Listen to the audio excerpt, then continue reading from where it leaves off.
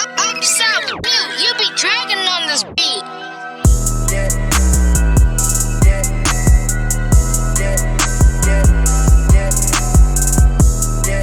Real opinions, no edits. This is the All Things Go podcast. I'm E. I'm DJ Ashma. We got a special guest host with us today. Kimmy Alexander isn't here, obviously. And introduce yourself. I'm Nay. Yep, she's Nay. Nay.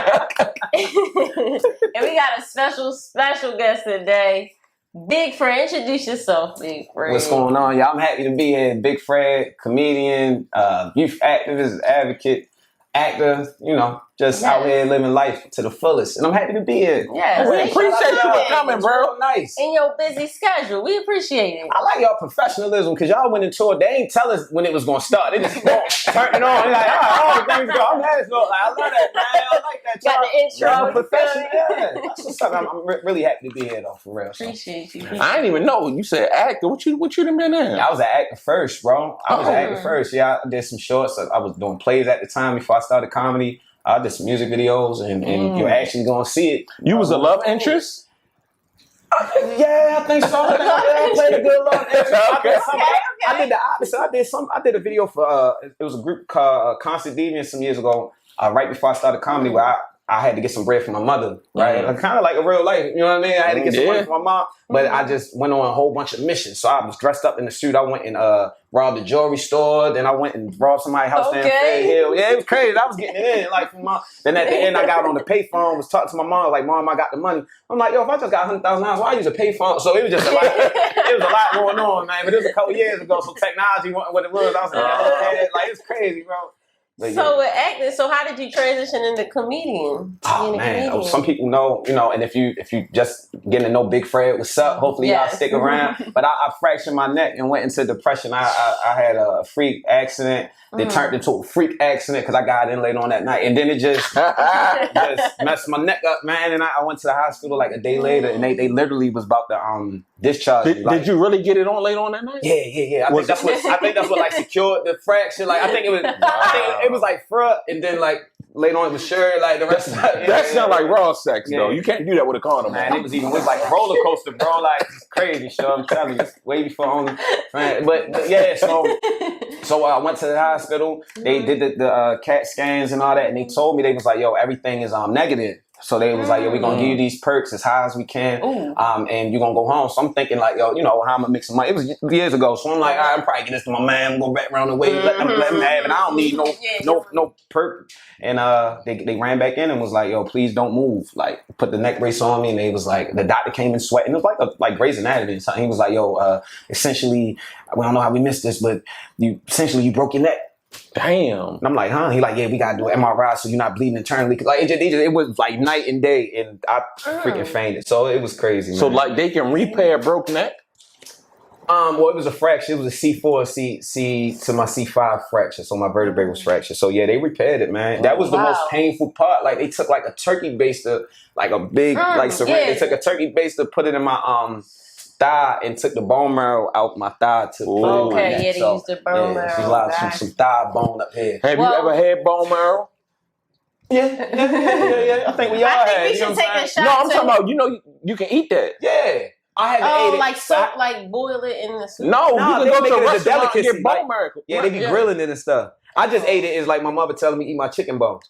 Oh no! Oh wow! Yeah, like at the fancy restaurants, you can actually get bone marrow. It's in the whole. I'll show you a picture of it. Yeah, they grill it up real nice. They salt it. It look real good, but it tastes it's crazy. like a different type of like caviar. Or, it's not caviar. Like, I'm saying like a delicacy, like snails. It is like a delicacy. It is, but not. I wouldn't compare to caviar though. I'm not saying the type of texture. The concept. I'm just saying the concept. Something you really like a delicacy you don't know. Yeah, caviar and snails. I always see the nigga Gordon Ramsay. He be talking about it. So let me try it. I go to a nice little restaurant. Oh wow! I tried it. Yeah. I told you I'd show you a picture. It was good. No, it was terrible. Oh wow! But it was. I don't know what to tell you. It looks so good, but once you eat it, it's like it got a crunchy looking consistency on the outside, but it's like soup once you break that and get into it. Like, but they do give you some good brisket to go with it though. Okay.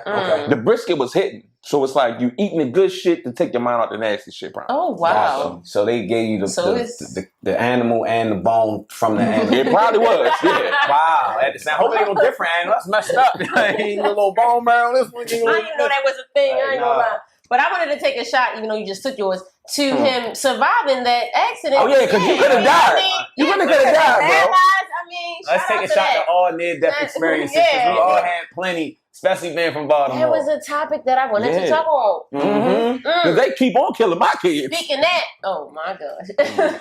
Speaking of that, do you feel like you ever, I don't know, I've been watching these YouTube videos where they had near-death experiences and it was like they seen like beings and they've been to hell or something crazy. Did you experience anything like that? Yeah, I had a near-death. And shout out to Comedian Smooth. We seen an alien. But look, so basically... Oh, shit. Look at his face. You say alien, that bitch with a fat ass. No. That's for shorty. But we seen an alien. Like, we seen, shorty with a big head. Look, got long neck. But no, we really seen like a pterodactyl looking alien spaceship one day. And this how you know you seen something crazy, right? Sober. This how you know you seen. This how you know you sober not. This how you know you seen something crazy. Start the clock. We only own our pair of eyes, so even if we smoke the same, but whatever, took the same shot, what I'm looking at don't necessarily mean that you looking at it too. So when I seen what I seen and I'm tripping, I look at Smooth. He's saying the same thing I'm saying. That's how I know it was real. Because we both was like, yo.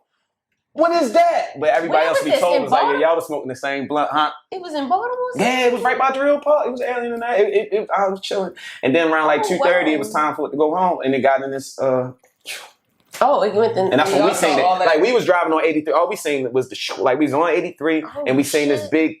like cloud and you could feel it. I probably shouldn't be saying it. Yeah, I gotta read the contract, man.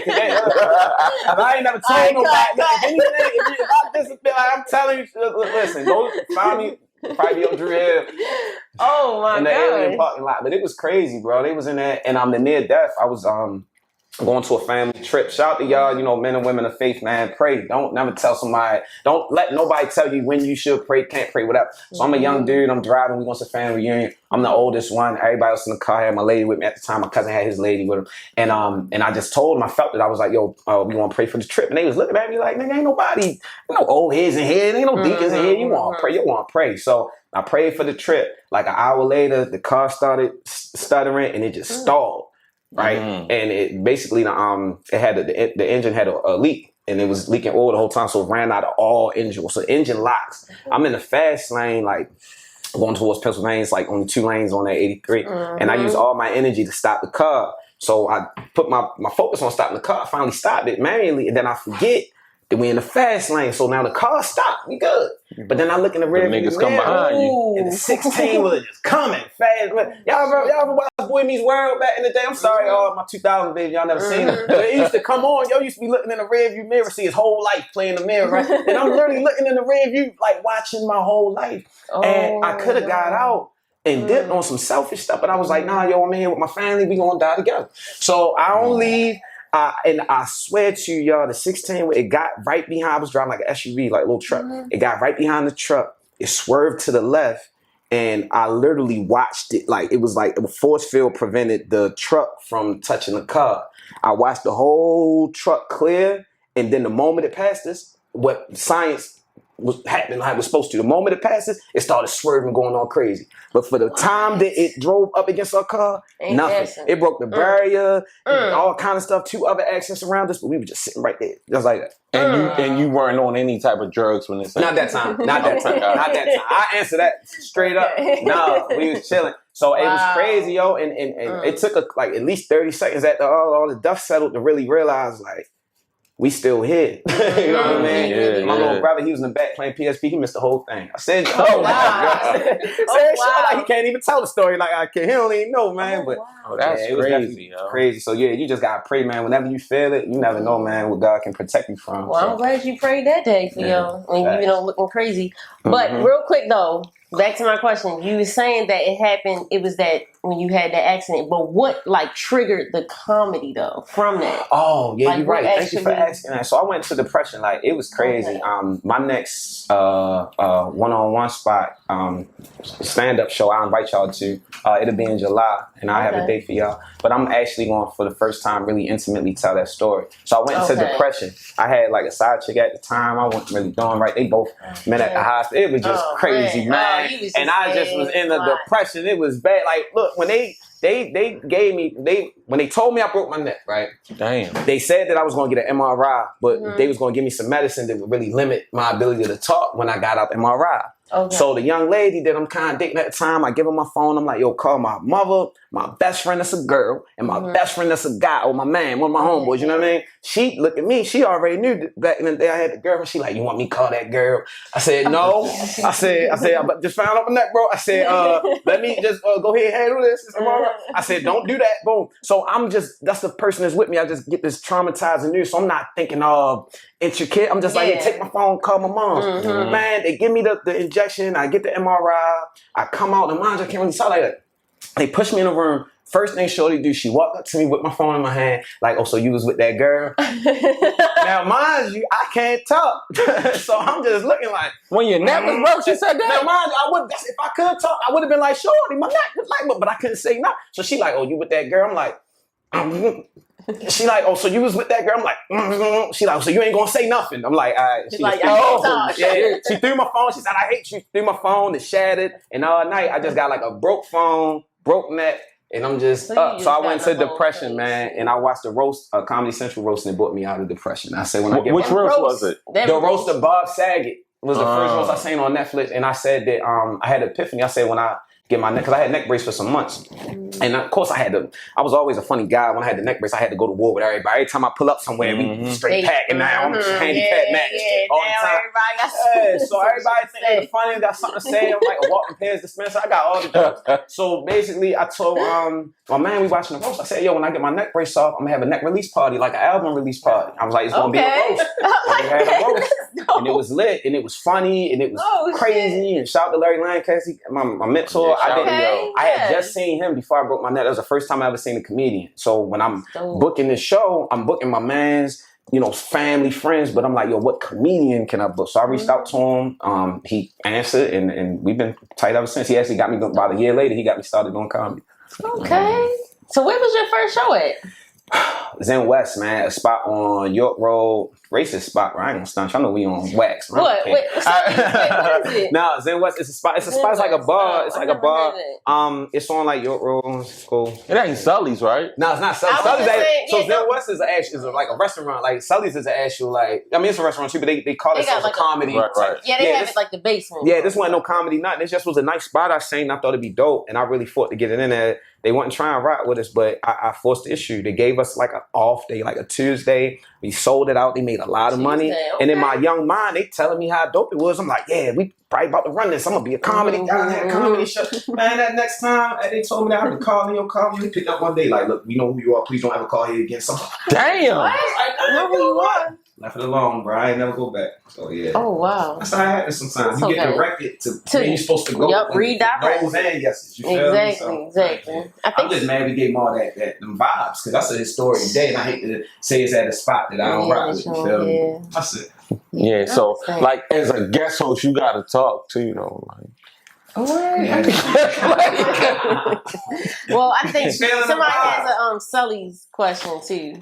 I don't know who has it. I don't have it. Okay, so which comedy club out of Sullys Comedy Factory, and Magoobys do you like the best? You know what? I appreciate you asking that question. You did your thing. I appreciate you talking. You did your thing. Next time, I think you said Sullys, Magoobys, or Comedy Factory. Yes, they all got different they all offer a lot of different things, a lot of different experiences. I think the Baltimore Comedy Factory is like, I call it like the premier spot. So a lot of the top comedians go there. I used to work there. So I was kind of, I learned a little bit about the business, like the back office working there. So I probably see the Comedy Factory. But my goal is to present one of, if it still hasn't been, one of the first black comedy clubs in Baltimore.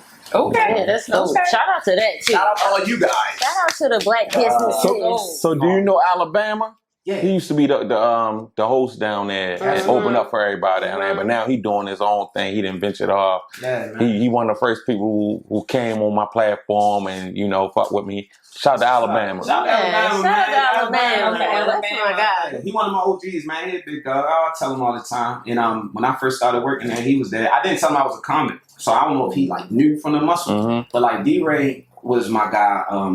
We just got blessed with a good relationship before I really was hitting stages like that somehow.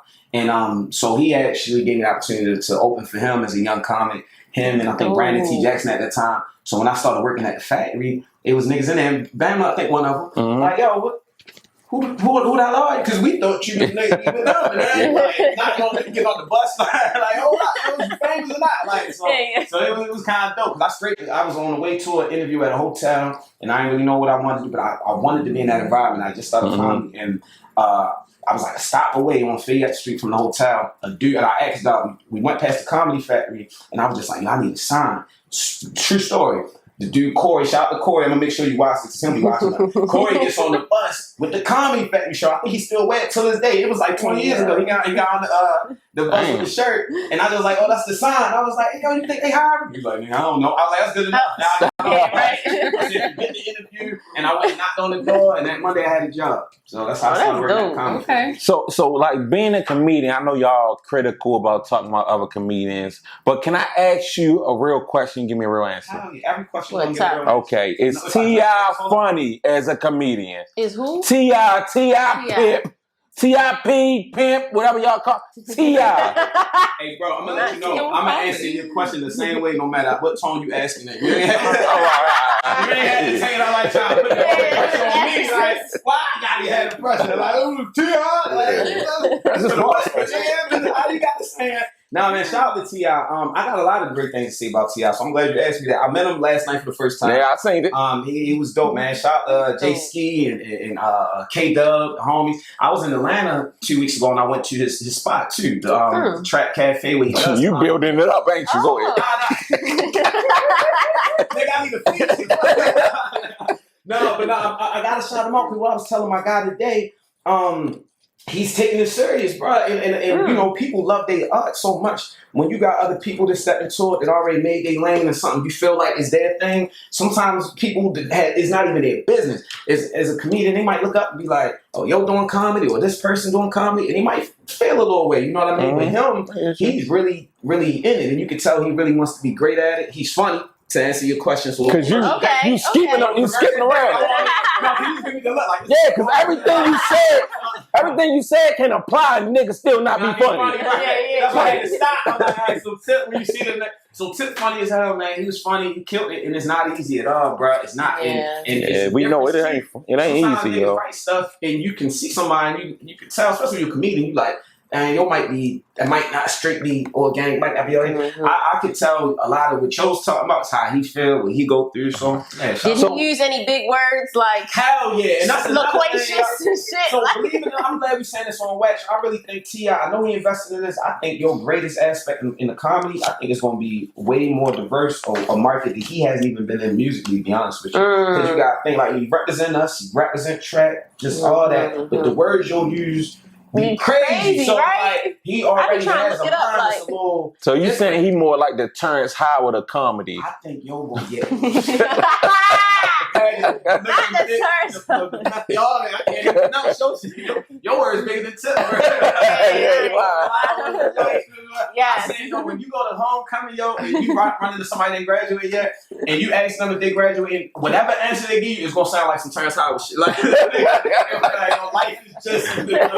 Theory of the tickle like it's gonna come up with something. But yo dope. And another thing that I like, I fight for comedy a lot and for our business, right? You're gonna see that continue in my life and my legacy. And I don't know how that money going, but he got some heavy hitters with him. And he giving them a dope opportunity to keep getting out there. So it's like, usually for comedy, you got like an opener, a feature, a host, and you probably pay them accordingly. And he rolling with all heavy hitters, and he giving them a great opportunity. And I know he making sure they paid well, which I think he has to do that intention. I don't think that's straight club. I think making sure they get paid. So that's, for me being a comic and a businessman in it, I tip my hat off. So how was the Mimosa City Fest you would just say? How that was? Dope, man. Vaughn Chase, all them guys, Thomas, JP, all that together, man. It was lit. Mimosa City sells out all the time, right? It's these parties that they've had. It's dope. It's innovative. This was the inaugural festival, so they did a Mimosa City Festival. It was dope. They had it down at Hammer Jacks. The doctors put it on. With Tom Frank, you came out. And it was lit, man, and it was a lot of people, man. It was real cool. So shout out to you guys, man. They did their thing. It's gonna be next year in the same way. And when you see Mimosa City party, pull up if you haven't. Okay. So it's on like an event that's once a year. The festival is gonna be once a year, but they still had the parties. I don't want to say they might have one in the summer. I'm pretty sure they're gonna have one for Morgan Homecoming. Shout out to MSU. You know, shout out to Morgan. Yeah, anytime y'all see it, Mimosa City is their brand, and shout out to everybody, all these young black people with festivals and products and all kind of stuff. Just entrepreneurs, man. Inflation crazy. Well, so you gotta get to it. Definitely. Speaking of black entrepreneurs, you have your own other business. Well, that's not. It brings comedy, so it's Lil Laughs. So let's talk about that a little bit. So what is that? Yeah, Lil Laughs is all way to serve you, and that's what we do. We use comedy, mentoring, media, motivation, just to get in front of youth. And when I did a TV show, so it was like 2016, and we won the show, and and everybody was like, "Yo!" Before it even came on Action Network. Everybody was like, "Yo, you need to move, nigga! Like you went to Calabasas, y'all like go back." And I felt, for whatever reason, yo, I just kept envisioning being on mainstream TV, but being in the community at the same time, because I felt like that'd be a way for niggas to be like, "Hold up, y'all." Yo around the way. Yo around the way sleeping, but at 10:30 at the Bad Girls Club, yo on TV, you know, not like because we gotta think like, what can we? The most powerful ways that affect somebody is a lot of times it's organic, intentionally organic. Right? So I'm like, I could do all this, whatever, or say whatever, but if people actually see that, I just felt like it'd be something dope. So I tried to go into schools while I was on TV, and they was like, "Nigga, for what? You're not. What you gonna do?" Yeah. And I was like, "Hold on, our kids are dying. Everything that's going on. Any young black man that don't have a record should possibly be allowed in the school if they want to do something positive." And that's when I learned, like, yo, it ain't that easy. Yeah, like, it don't work like that. It don't. A lot of put stuff. my thinking cap on, you got put my trans together, and I got inspired to do Lil Laughs. So it's a confidence enrichment, anti-bullying program for youth. We do comedy, assemblies, professional development comedy shows for teachers, teach them how to use laughter in the classroom. So it's lit. That's dope. And we know, like, with these younger little niggas, they out here fucking. So do you feel as though the sexual education is adequate in schools? And if not, what would you do to change it? I bet. So shout out to you, bro. That's a good question. But I want to retrace that real quick. I said anti-bullying comedy enrichment, we do professional development. So I know these young niggas out here fucking. Damn. You asked it so fast. At some point in time when I was talking about the school, you started thinking like, yeah, these little niggas is out here. To answer your question, bro, I do think it's important. So the cool thing about us, we have a comedic lens with everything we do. So when we talking about even that, we do it in a realistic way. It's relatable, it's real, but it's also funny. So we have talked about sex education. We've done things. We talked about domestic violence. We did things where we have a group setting together. I worked with Reginald Flores High School 1 year in April, which is shout out to y'all in the building. You know what I'm saying? We did this thing for some of the guys and girls out there where it was still a show, but it was a workshop, and I started painting the foundation for how a date should be. And I let all the guys, we did the young ladies too, but talking about the guys, I let the guys go one by one, and I was just going around randomly saying what would happen next. So from the time you meet a girl or you meet a woman, you get her contact, you hit her up. How do you hit her up when you get there? And it was just so cool hearing some of them got it. I don't know if they got it. Hold on. They like, yo, you hold the door, boy. What make you the end all be on how, or the end all be all on how dates should be? Because you could be a trick, and nigga might not want a trick. Right? Man, well, that's why I let all of them say they own so we can just merge it together. You all right. Like, cause like you good discussion. We brainstorming. Yeah. So okay. there was a gentleman and there was some. Oh yeah, and then it's open dialogue. So you got the dudes like, well, hold the door, and then the other dude like, man, that's home. I ain't holding the door. And you got the other one. We like, yo, what would you wear? We even asked them everything. What would you wear? And I even broke it down like shoes, fit, and one of the dudes, it was funny because one of the dudes said something like some Murray shirt, something, and we got to the little one of the other dudes, and he was like, yeah, some 992s, and some dudes was like, yeah, and other dudes like, man, that's fine, ain't wearing no 992s, they great. Like, so it was dope, man. So what did the girls say? The girls was cool. They was funny. I don't remember what they said as far as the dress, but theirs was more fluent. I don't know. It was just kind of straight through. And they say like open the door, had the flowers They ready. chivalry. They was with receiving the chivalry, but remember they weren't talking about what they would receive. They was talking about what they would do. So they ain't really have a lot of ideas on what they was going to do. They ain't have a lot of ideas what they was going to do for guys, bro. It wasn't there. It ain't never like that. It ain't never like that. No. It's never like that. Women are usually the planner. Yeah, but we got our. I wish I could plan and spend a bitch money. Yeah. Hey, yo. Well, Yeah, because y'all the planners and spend a nigga money.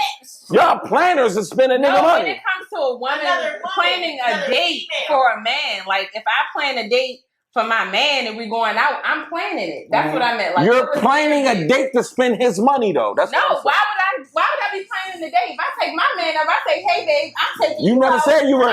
I'm You never spending said money you were on my taking him man. out. You said you were planning a date. You didn't Planning say. to take my man on a date. Well, specify that. Let me ask you something. When you take a man out, is it baby, I'm taking you, or baby, we're going? Because if I get a baby, we're going, I'm thinking that you planned it, but I got to pay for everything. Mm. No. Baby, I'm taking Hey babe, I'm taking you on a date tonight. Ooh. And then That shit sound good. But have you ever done that in real life?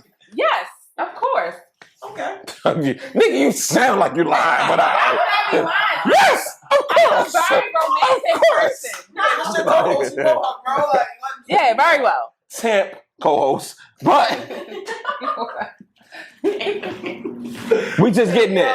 I'm just glad you're talking now. We got to talk about this shit to Yo, get when you out you this shit. ask me to co-host, you gotta say, I never did this shit before. Come You on, gotta man. say talk. And I'm thinking I'm only asking you the damn question. Shout out to All Things Go Podcast. Giving Shout out to them. Thank you. I appreciate being here. Yeah. Toast to y'all. First time co-host. Oh. All right, so question. All right, let's Yes. toast. The question.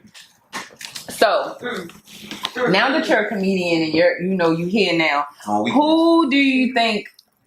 Who's your top 2 comedians that you would say you look up to? Then you go ask the question without the Or card, three. girl. Yeah, I love it. Yeah. Made your own. Is it all 3? That was on the card. Yeah, all 3 sound like Jesus. Like all 3. All right. I would say now top or my favorite, like personal favorite. Your opinion, yeah. My opinion. So my personal favorite, it kind of changes pretty often. I don't think y'all gonna vibe with them, but I'm gonna teach y'all. I'm gonna educate somebody. One of my favorite comedians is Dick Gregory. And it's Dick Gregory, not only just because he's so funny, older dude, man. Some of y'all might have to Google, but he's funny as hell, and he did a lot when it comes to advocating for our people. So he's been in the jail cells, he marched, he protested, and just that. And I read his book, and a lot of people don't like to admit this, but until I was 20 something, I never read a book, like a whole book. Yeah, and everybody, yeah. like you go to school, you read what you got to. Yeah, take you your gotta time. pay. I ain't got nobody lied to, sure. I still paying. I ain't never read a book straight up before until I started comedy. And shout out Rashad State, man, my homie, my good friend. He gave me Dick Gregory's book, Nigga, and I read it page to page, and then I read it again. Dang, you double read. Double read, nigga. That's Shit. like, Good. so I had That's a lot of reading. and the way I interviewed him was crazy. I had the opportunity to interview him. You got to interview Dick He Gregory? died maybe 2 weeks later. Wow. So my whole time. Oh, that's clapping up for that. Because a lot of people don't know who Dick Gregory is, obviously. That's big, bro. And what you'll know, some of y'all, if you don't know, some of y'all already do, when you YouTube Dick Gregory and you watch a couple of joints, he gonna cuss, man, he average a cuss out per interview. So the whole time, especially when he got older, you know what I mean? So when I'm about to interview him, I'm like, yo, my one goal, I remember telling John Boy, shout out to John Boy comedian, he captured it. I remember telling him, like, look, yo, our only goal, Get him to cuss you not out. getting cussed out. Oh, shit. Oh, I wanted to get cussed out. That don't have to be a goal, nigga. You gonna walk in and get cussed out. So I'm like, yo, let's not get cussed out. We're gonna take this thing away, we good. So something happening your way, and I would watch and I'd be like, y'all be judging niggas when I'm watching. Like, why you ask that dumb question, bro? You knew you was gonna cuss you out. So I asked him something about like the responsibility of entertainers in the world of politics or something like that. But then I turned around and he answered it passionately how he felt. But I was asking his nephew. His nephew was there, Mark Gregory. Shout out Mark Gregory, a great comedian as well.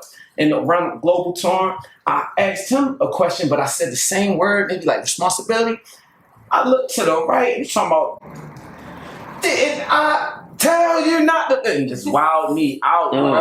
And it was one of the things, you know how your grandma wild you out and they wrong or something, and you can't tell them in the mid wild out that they wrong because all it's gonna do, you gonna get wild out more. So I want to tell you, like, bro, I'm not saying the same shit because like it's Dick Gregory cussing you out. Did that interview ever come out? Huh? Did it come out? The interview? Yeah, it came out on Comedy Hype. Shout out Comedy Yeah, Hype. I gotta shout out to Comedy Hype. I fuck with them. I gotta watch that. No, Comedy Hype, they get to the shit. Yeah. It was dope, and even for them, it was dope for their platform. They get to the shit. He passed away a month later, so I think Comedy Hype probably has the last interview, if not the next to last interview with Barbara Gregory. So that's my guy. George Carlin is my guy. He funny as hell, white guy. I just like guys, especially not guys, bitch. I just like comedians at that era. They can stand in uncomfortable settings and confidently say whatever the hell they want. So you gotta think, Dick Gregory's we knew what you were talking about. Segregation and civil rights, and he going to white comedy clubs like, yeah, y'all ain't shit. Like, and he telling them why, and he dragging. You get what I'm saying? Like he's saying whatever. You got one more pick though. Oh shit. Said George Carlin. That was second. Today, because I told you it changed a lot. Yeah, what you doing today? I'm gonna go with Mike Epps today. Of course, that's right. That nigga is trash. I'm gonna go. What? He is trash. I love Stand it. up. You mean that? Yes. Yo, stand up is What a straight Wait a face. minute, bro. his stand up is bad, bro. Come on. Stand up. Mike Epps. Mike Epps.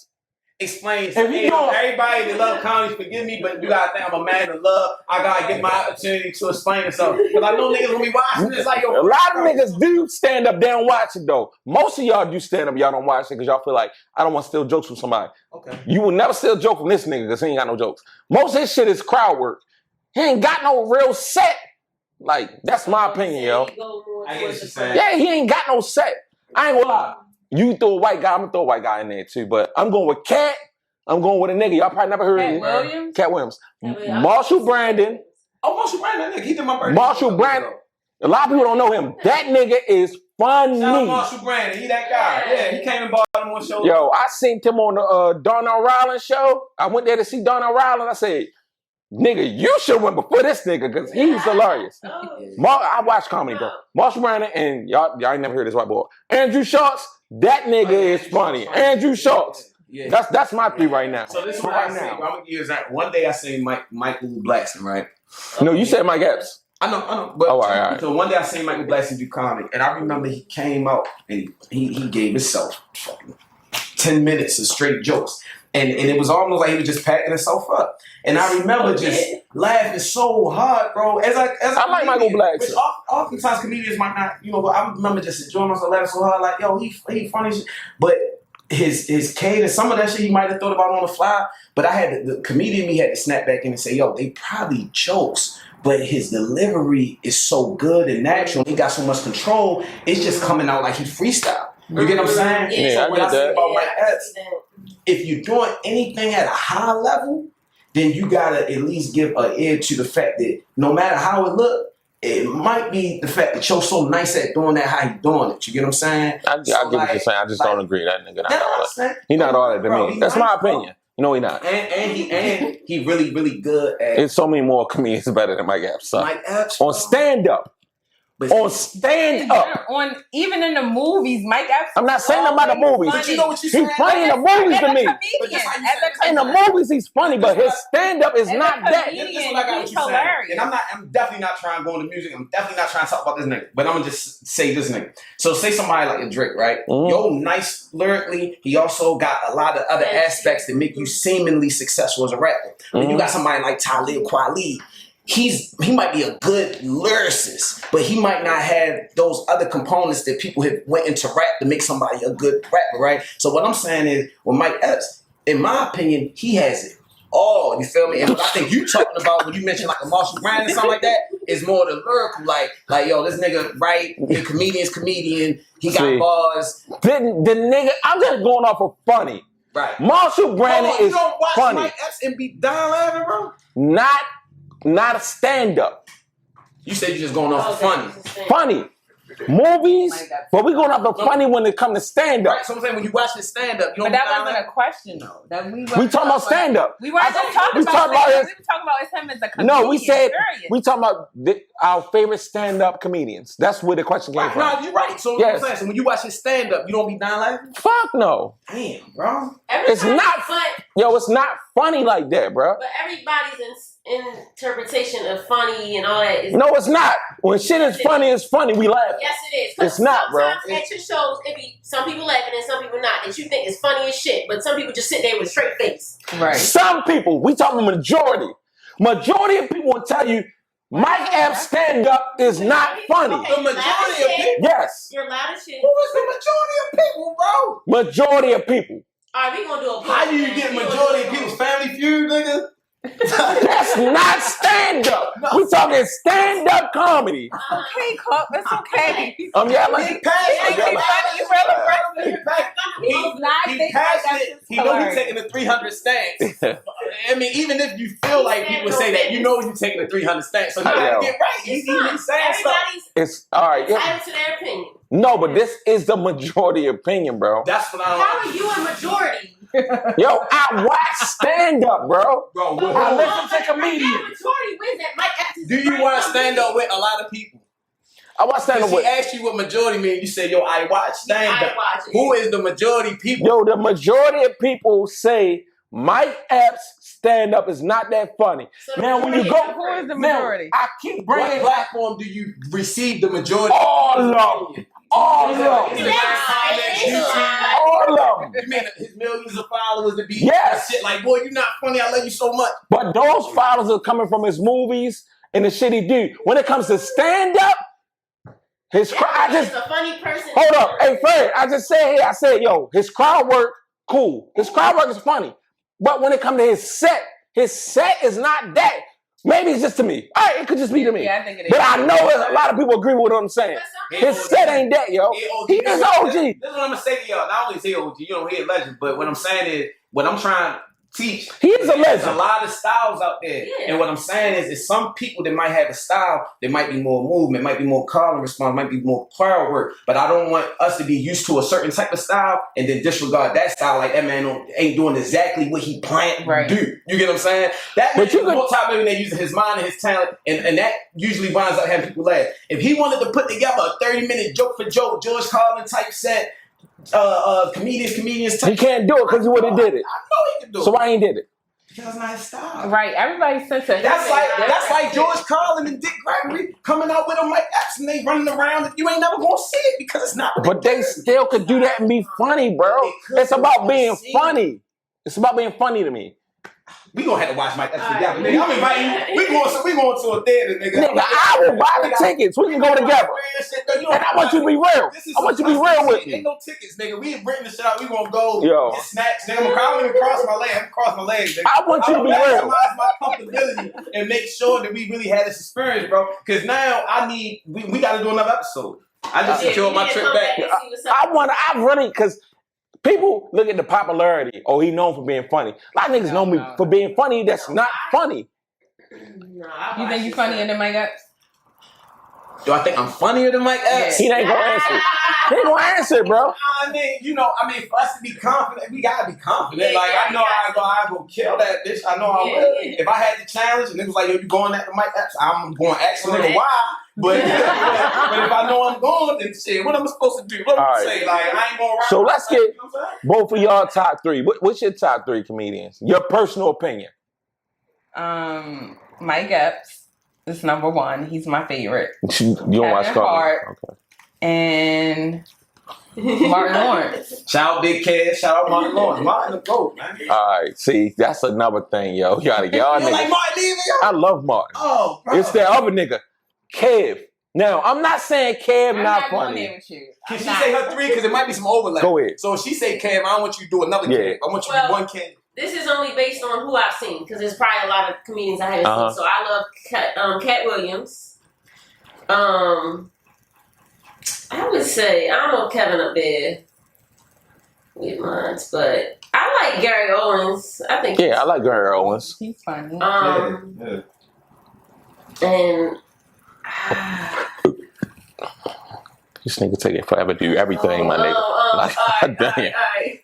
What's that nigga? That was the something Crawford. I love him. Lavelle Crawford. Funny Okay. as hell. That's my guy. Lavelle Crawford's super funny. Yeah.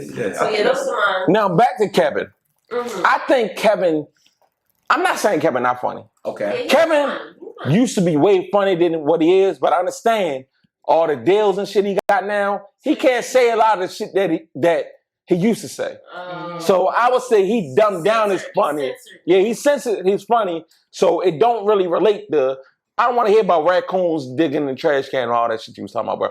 But I want to hear real comedy shit niggas can relate to. I ain't. Yeah, That's why I like ain't no raccoons in my neighborhood. Talk about shit going on in the world. Yeah. So y'all think, like, because when I watch Kevin's stand-ups, I don't see a difference in Miss Green or Long Dick. Even when he got the Debra and shit now, I still feel like he could have had that then. I do get what you're saying, but I don't think he's doing that as much as people were saying. Like, see, the thing about it though, you're a comedian. I don't have to try to get on the show with Kevin so I can speak real about it. The nigga is not.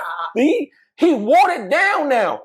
I'm saying he could be funny if he wanted to, but he can't do the jokes that he really want to do, in my opinion. I feel as though he can't do the jokes he really want to do. I think he got him there, but he got to protect his partnerships and all that. So Pete Gang, that's what I'm saying. And Pete, listen. And I think that make it hard for you because it's like, I know where I could take the jokes, but did you see the roast? Yeah. That was funny, Kevin Hart. But He can't do that though. Kevin, Time out. I don't mean to cut you off. Did you see the jokes on the roast? Yeah, how you watch them the jokes I like. I get you. The real jokes. More dark humor, Yeah. straight direct. But he can't do that. Hey, do you think he did a lot of that before? Yes. A lot of that type? Yes. All right. And what? So this when he first came out, yeah, he did. All right, so he did tell you that. My opinion is that as far as Kevin Hart, he never got into policy. He never got into a lot of shit on purpose, and I think that helped him a lot. Mm-hmm. So I think now he stays away from it. When it comes to his actual joke content, I don't think it changed too much because he never talked about certain shit. And Kev, I ain't gonna try and get on no show, nigga. I will though. You feel me? You already know. We know. Hey, Kev, I get on the show too. But I'm gonna talk my shit, bro. Nah, real rap though, bro. Like, cause as a comedian, any artist, we deal with whether it's us or other artists, just like y'all on your podcast, bro, or anything else, hearing people's opinion. And the thing is, you gotta respect people's opinion. But would y'all agree that y'all heard opinions on podcasts and shit like that? When y'all looking at somebody like us, no, like it don't work like that, or I don't agree, or you looking at that, or where?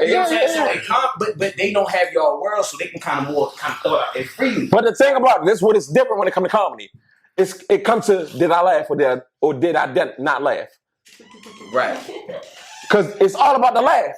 You trying to provoke the person to laugh. Whether it's dark, it's PC, you going for the laugh. Was it funny or was it not funny? That's the end all be all. That's the deadline.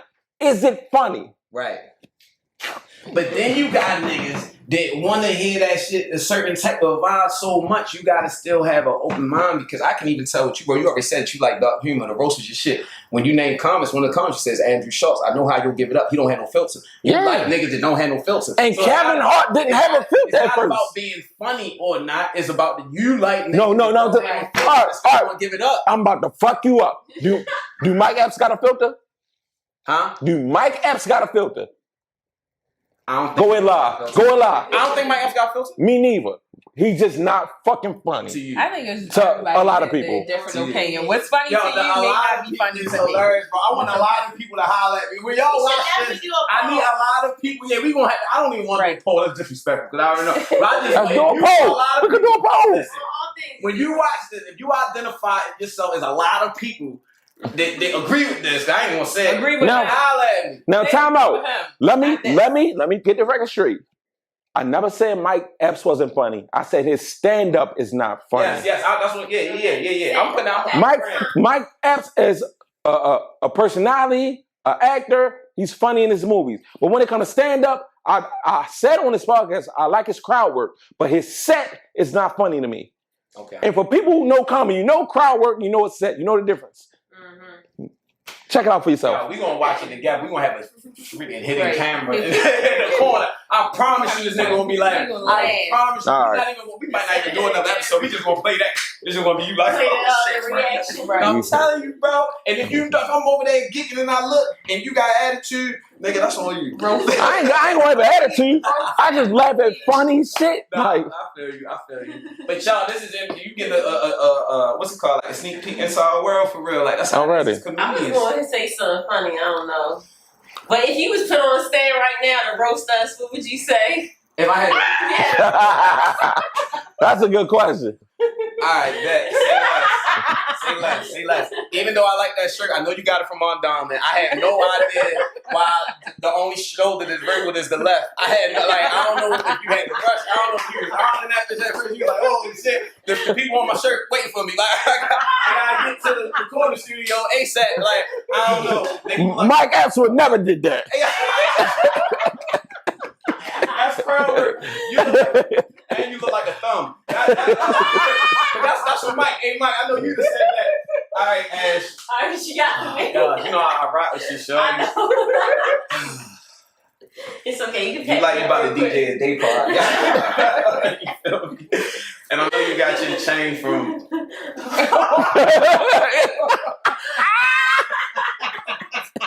We can do it now. She got a chain from 99-cent days.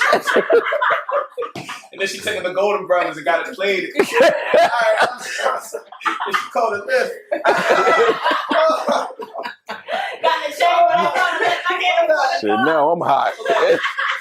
Hold up, I bet. If you look like the black version of Wednesday from the Addams Family, I'm gonna call you Friday. Cause the glasses lit, so like, give you a little flavor. So we gonna do Friday. The glasses got you Friday. The glasses is how we skip Thursday. Cause you would have been Wednesday night, but you gonna be Friday with the glasses. So y'all my friends, and I appreciate y'all. Y'all got the incense. Hey, yo, that was a good ass question, yo. Hey, that's clapping up for that nigga, yeah. Yo, listen, we need the diamond tester, and I know it's real, so we don't need the diamond tester, so y'all don't play with her. Y'all don't play with her. Listen, I'm sweating because y'all so stupid. All that. Yo, don't ask me that no more. I'm a nice person. That was a good ass question, yo. Have you ever roasted any of your family members? Like at their family reunion? Are they looking forward to you roasting? Yo, let me do you one better, man. Being a comedian, yo, my brother, I've had a couple brothers that passed away since I became a comedian, but my first brother that died, matter of fact, my second brother that died since I was actually at how many brothers you had died, bro? I had two. Sorry. Right. 2.5, really, because my little cousin, I'm talking my little brother too. Today is actually his year anniversary. He died this day last year. Dang. So like, You okay? yeah, I'm cool. I'm just gonna rub my legs a little bit more. Right. You want some more liquor? No, you know what I mean? Maybe and it's hard. But no, I bring that up because at the funerals, like man, the comedian, it's not a weird pressure. Like niggas not looking for you to go up there and be funny necessarily. Yeah. But the coolest thing about it is that's what I've done a couple times, you know, since I started comedy. It's been cool. Like I never thought that I'd be at a funeral. Like I spoke at a funeral. My father passed. I'm a big Fred because of him. You know what I mean? I spoke at funerals before, but I never had that confidence to go up there and say my truth and not mind if it's funny or people. That's what comedy allowed me to do. So and it's cool, man. Like my brother shit was turned into a damn comedy show. Niggas was dying laughing, and I realized I'm leaving in this open. I'm like, yo, that was better than a lot of other experiences because we really geeking. Like we cutting up. Niggas thinking about how you own money and shit. Like some of the jokes would make people think about your life. You feel me? Yeah. So you know, it was kind of cool. That's dope. Yeah, most definitely. All right, so is there anything else you want to get off before we close this one out? It's my guy right here. We just keep I'm gonna introduce you to my keep the counter time. I got you now, bro, and I know it's all love. And I will tell him to his face, he's not funny. He might be a little brother. Well, I'm gonna tell him everything I just said stands for me. Absolutely. Crowd work movies. I just don't like his stand up. The only I don't like thing his said stand was up. went from I to the majority. And if you said, nigga, I walked around and talked to 30,000 people, then I'd be like, yeah, but you said I don't like it, and the majority of people don't either. I was like, yo, she was on Family Feud. Like, what Nigga, signs I'm looking on the internet. Oh, okay. I'm looking on the internet. So with their comments, you're saying like to his stand up and stuff. Why is too successful for you to really went on the internet, bro, because you don't have that much time to read thousands of niggas comments.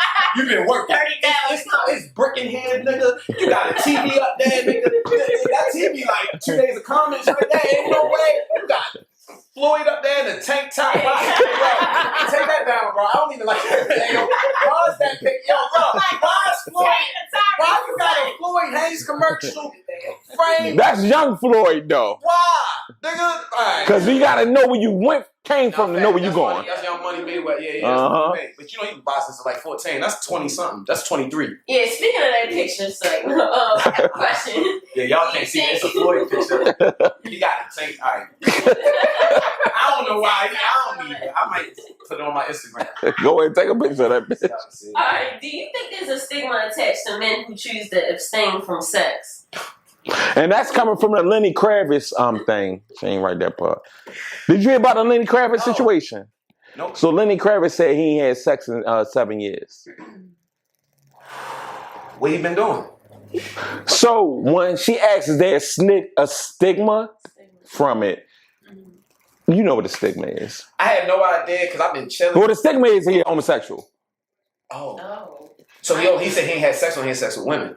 No, he ain't had sex period 7 years. So that makes him a homosexual. But why is it that? All right, so y'all asked me, was I cool? Did I want anything? But when y'all said that about him not having sex in 7 years, I felt like I wanted another drink. So is it okay? Like, is it? Yeah. I don't know why I felt special for him. Like he said 7 years, I was like, I need a drink. Like, Well, walk past the camera. They be all right. Go ahead. Y'all got it. Pour that nigga up. No, walk past the camera. Fuck it. That's all Kiki Because I want you to knock nothing over. Hey, that's beautiful right there. Everybody else don't have no cameo, man. Part one. Yeah, she got a dress on too. She got super icy because she was gonna walk past right now. But man, nah, I don't know, bro. I don't know. Ask the question. Yo, thank you so much.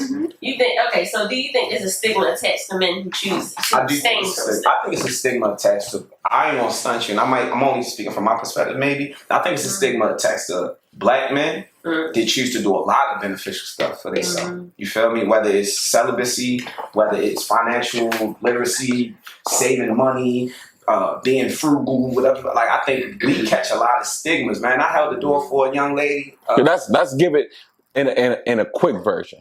Oh, say less. I held the door for a lady young day. I mean, I held the door for a lady. She looked at me like, boy, you doing too much. I said, oh, I that. So it just seemed like even stuff like it's stemming from sex. It's like people not respecting our decisions when we want to make decisions. If I tell somebody I'm going to abstinence, she look at me like I'm crazy. Like, yeah. So, like, would you ever go abstinent for 7 years? I will go abstinent 7 years. Okay. So, do you think it's wrong? Do you think it's wrong for women to think that he's a homosexual? No, because he's not having sex. Okay, cool. What's your question you got to get off? Have you ever been booed? I've never been booed. I've never been booed, but I'll tell you what's worse. Maybe it's worse. I had a quiet set before, like around the time I first started. So they wasn't laughing or nothing. I don't know but I think being booed is kind of better because it give you that chip, like nigga. Yeah. But when niggas just saying like I took it like they like yo, I like him, but the nigga ain't funny. And that's worse than being booed. That was tough. So how did you recover from it?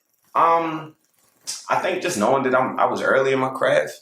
Okay. Not letting it get to me. I ain't think nothing of it. Did you start like thinking more like shit? Let me make them laugh. Probably, because I don't blame the crowd. Some comedians blame the crowd. I never blame the crowd. Anytime the show, I always think of something I could do better. So I think that's what it was. I probably went away thinking about like, yo, what could I do better, move forward. Okay. Definitely help. That's dope. Because they happen again. So is there anything else you want to get to the people before we close this one I out? was gonna say, can you give some of the young comics coming up, maybe or comedians coming up, any advice or anything? Oh yeah, man. Be in rooms. Represent yourself well.